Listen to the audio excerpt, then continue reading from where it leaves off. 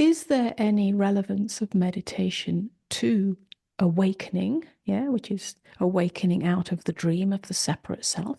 Is there any relevance? Can it support that awakening?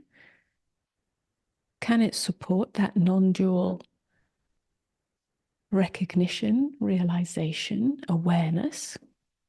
Or does it hinder? First of all, we need to, in some ways, untangle the meaning of meditation. If you like, there are two levels of meditation, two dimensions.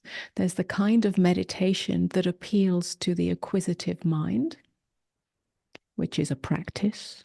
You do this, you do this, you do this.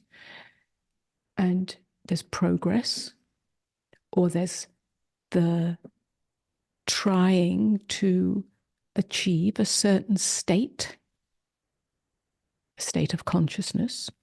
Perhaps that's no thinking.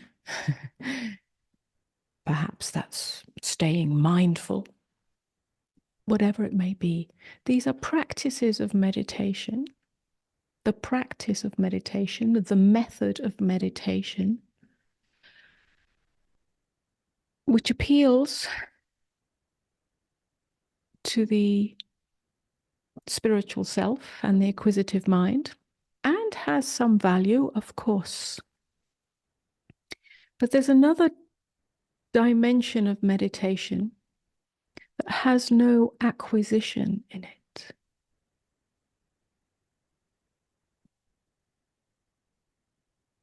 Meditation practice can support that. It can allow us to drop down and into this deeper dimension of meditation. Or it can hinder, depending on our own unique configuration. Because really, you meditate and meditate and meditate until meditating falls away. And for some, that's more difficult because there's an attachment to that meditation practice and a sense of achievement. When you get it, when there's a glimpse, when a certain state is achieved, and then perhaps that is lost, it fades away in the marketplace of life, in the busyness of life, and then you have to meditate again. Great. The acquisitive mind loves that. Something to do, something to strive for, something to get a reward for, and so on and so on.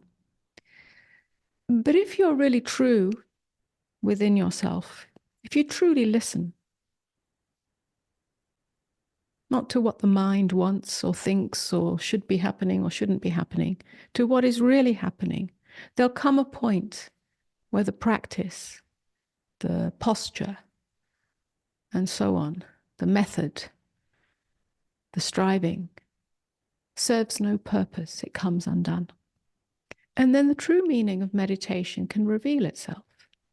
Meditation is a state of being. That state of being is what is fundamental underneath everything, beyond everything, and ever present. So we go back to non-dual awareness, the groundless ground of being, the open awareness that includes everything, denies nothing, rejects nothing, grasps onto nothing, holds on to nothing, and yet everything is intimately experienced without the self deriving its identity from that experience. That's freedom, that's love, that's beingness. That's ultimately non-duality, not duality as a state that is separate from what is the ordinary human experience, but non-duality that includes or infuses the ordinary experience with the light of beingness.